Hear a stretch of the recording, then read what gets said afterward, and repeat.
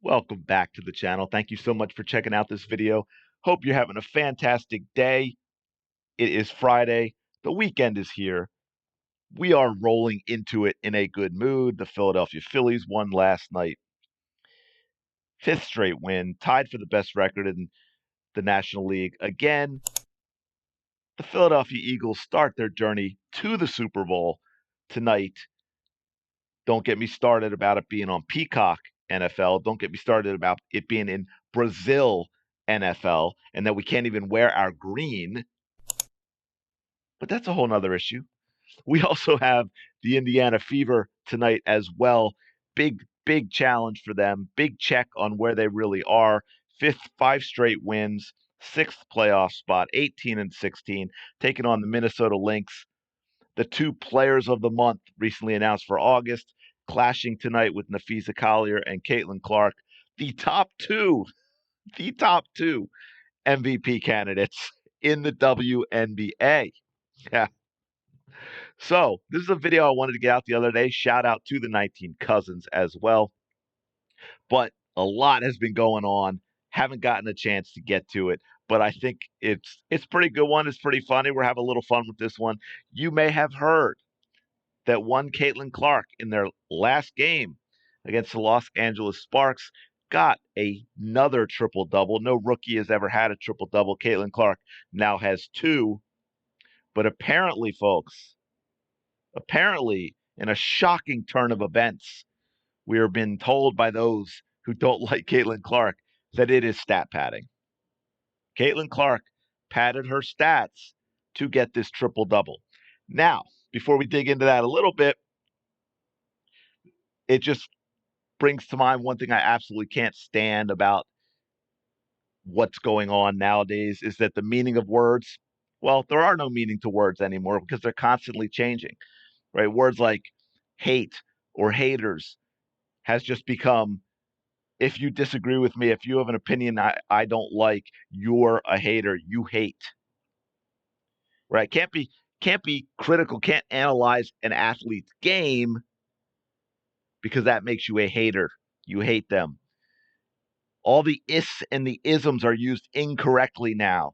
They're just thrown at people who have opinions you don't like because you want to keep them quiet. It's exhausting. But apparently now stat padding has changed too. We want to change what stat padding actually means. So we're going to make it very, very clear what stat padding is and what stat padding isn't.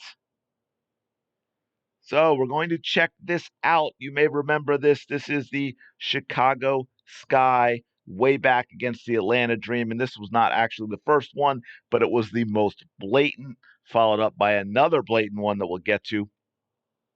Chicago gets this rebound. They're up by 7. There are 18 seconds left. The Atlanta Dream are going to lose this game. The Chicago Sky, Kennedy Carter initially with the basketball, is going to do what a professional basketball player does. And yes, see, again, I can do it, folks. I am no Kennedy Carter fan. But I can comment on her basketball, and if she does something well, I will mention that. She's been playing lights out this season. She did this well. This is what all players do. So she's going to dribble down. She's dribbling out the clock, right? She knows game's over. Dream have decided not to foul. Angel Reese is screaming for the ball. She wants the ball. She wants the ball. Why? Because there are 9 seconds. She has 9 points. Now there's 6.4 seconds. It's a 7-point game. She wanted to score or draw a foul because she had 9 points. She wanted to keep her double-double alive. You saw her posting up and wanting the basketball. Kennedy Carter did not want to give it to her. She gave it to Mabry, who did give it to her, I guess to try and keep the peace, but she still wanted out of Chicago. That, my friends, that is stat padding. What you do in that situation if the other team isn't fouling you is you dribble out the clock as Kennedy Carter was doing. And then, of course, oops, sorry, wrong direction. Then, of course, we have Well, I'm just making a mess of it, aren't I? We have this one against the New York Liberty, where again, the game is over. There's 17 seconds left. You're down 14 points, but she wants that basketball. So you're going to get that into the post. But New York says, no, we're not going to let you have it. She traveled a lot, but they didn't call it. She chucks it back out. And look, she wants it back. Give it to me. Give it to me. 8 seconds left. We're down 14, but give me the ball because I want to keep my streak alive. It didn't happen this time. She's walking off the court before the clock even runs out because she is not a happy camper.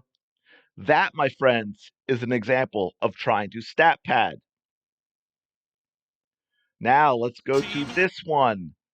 The Indiana Fever are up 9 with 10 seconds left.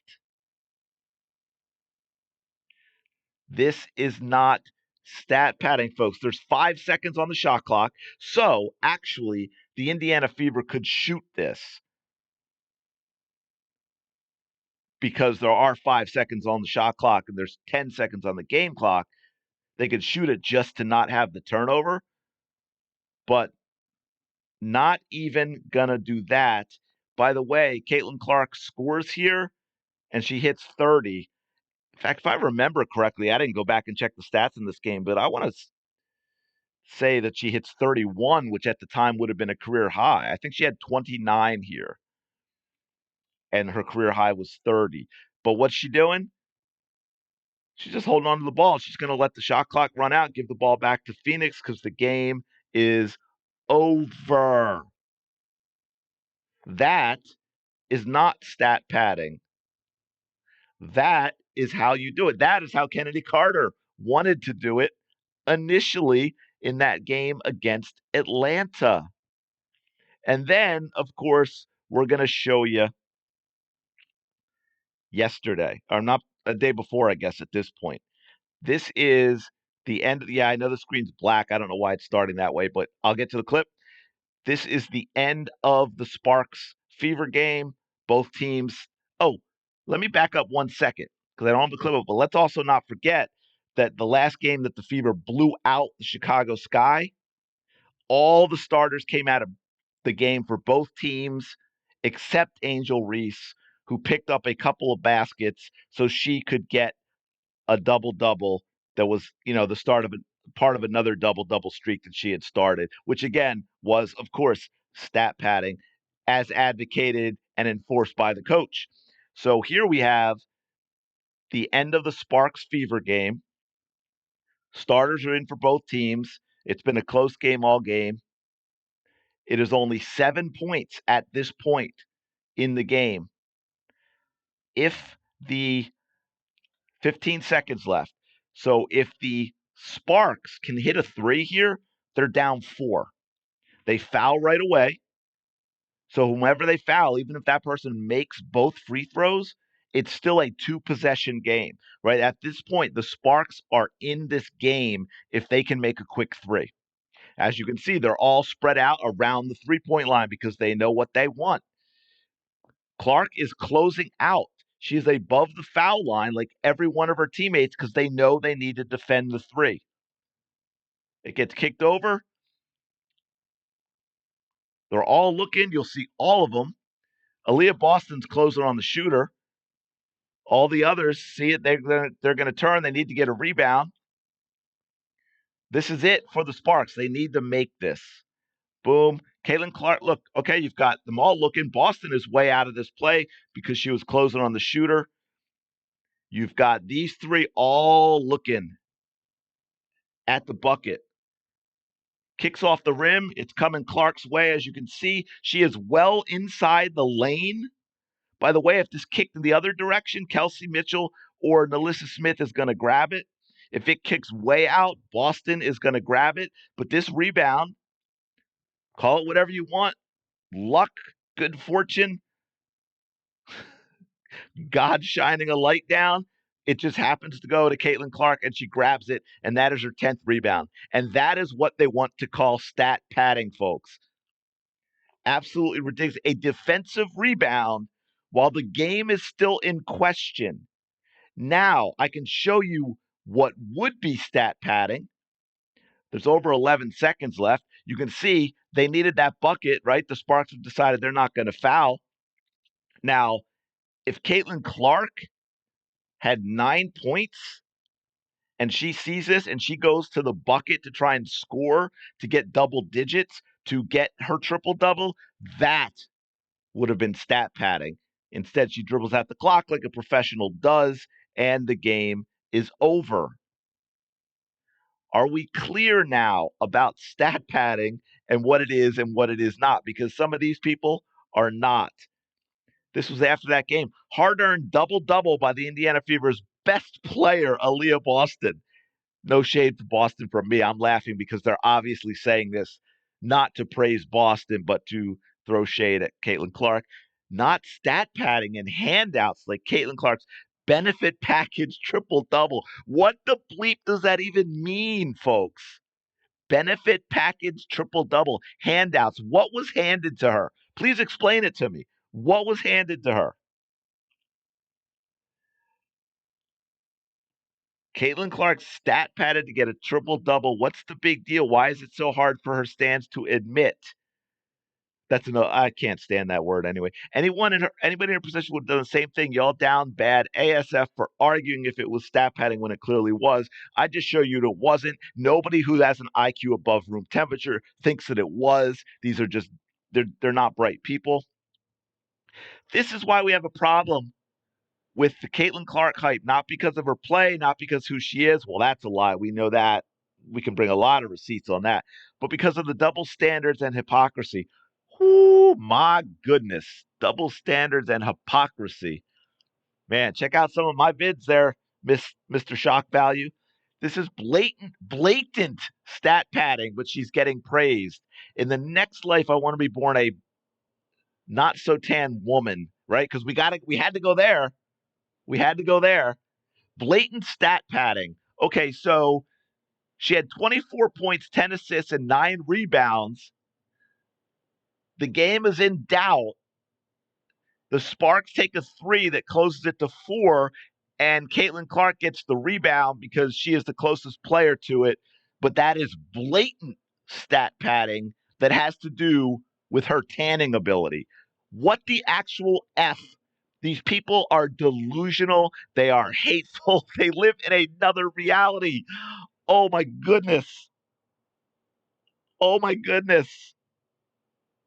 And at this point, person's pointing out this was the last game against the Fever that I referenced.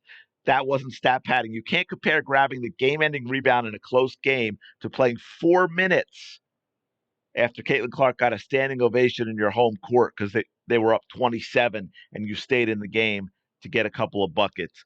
My goodness, people. My absolute goodness. I'm going to leave it there. I enjoyed doing this one. This one was kind of fun. Hopefully you enjoyed it as well. I'm not trying to be mean to anybody on this. I just think it's hilarious that we're now going to shift and call this stat padding as well. I mean, like I said, words have no meaning anymore. It's absolutely insane. Let me know your thoughts in the comments below. Please don't forget to like. And look, I'm going to add a little extra on this one. I know I say it all the time, but really, it means so much for you to just click on that like button. I know it sounds insane, but that's the stuff YouTube looks at, likes and comments, and they're like, whoa, this video's good. We got to show it to more people. That's how you get a video that, I might put out and get 3 or 4 or 5,000 views to one that gets 20, 30, 40,000. That's because of all of you taking that little bit of time to comment and taking that little bit of time to click the like button. Please subscribe as well. We are closing in on 9,000. Let's get 9,000 by Monday. Come on, it's Friday. I'm putting this video out. 9,000 by Monday. Absolutely can do that. Please go have a fantastic rest of your day.